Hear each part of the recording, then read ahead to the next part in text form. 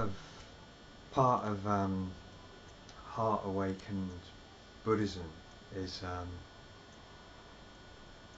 frustration with the rhetoric and the gap between the rhetoric and the reality. So I'll be more explicit about what I mean. A lot of Buddhist teachers are fond of quoting the Buddha's words when he said, "I teach one thing, suffering and the cessation of suffering."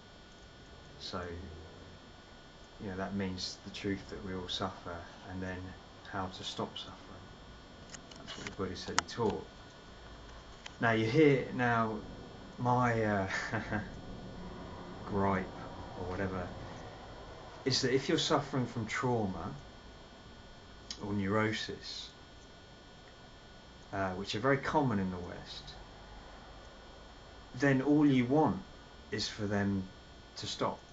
Someone suffering from trauma, all they want is for the suffering to stop. They don't want to be rich, famous, anything. They just want to stop hurting like they do. So these words of the Buddha, or the rhetoric of Buddhist centres or groups, are very appealing, obviously, to someone who suffers trauma. It's like the cessation of suffering. So a lot of people who are drawn to Buddhism are drawn to it by the promise that they can resolve their mental anguish. But the reality is, when you get to these places, and if you speak openly and frankly about the kind of trauma you're suffering, and this I speak from experience here, often you're told, "Oh, we can't handle that. We can't deal with that. You need professional help." So, and it's like you can't help thinking, "Oh, well, I've got the wrong kind of suffering." The Buddha teaches the cessation of suffering, but not that kind of suffering, or not, So I think obviously there's a certain sense of anger and bitterness in what I'm saying, but I don't mean it to be like that, but I do feel there's a failure of nerve, and a failure to really look trauma and neurosis in the eye in Buddhist centres, and to kind of acknowledge that actually a lot of people that are drawn to Buddhism are drawn to it precisely because they are suffering from trauma or neurosis. So to then turn around and say, "Well, we can't deal with that," it's ridiculous.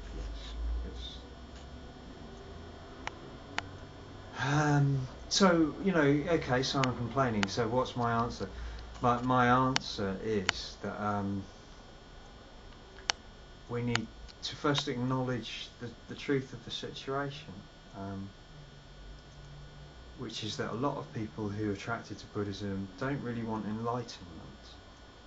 They simply want to feel better. They want healing, and they want connection. They want to feel connected. In that sense, maybe there's more of a role for a more convivial Buddhism, less based on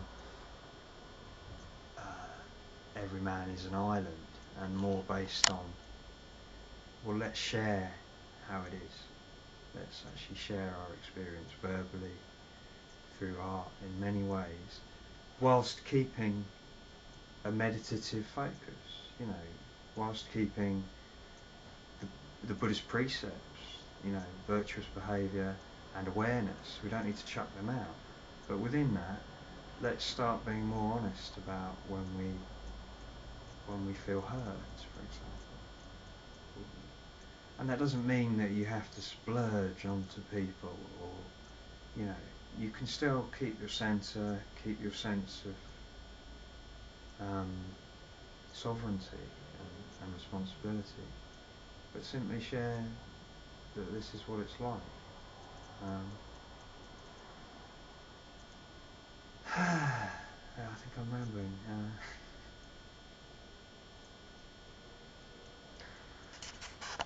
Okay, thank you very much, Nick. Thank you.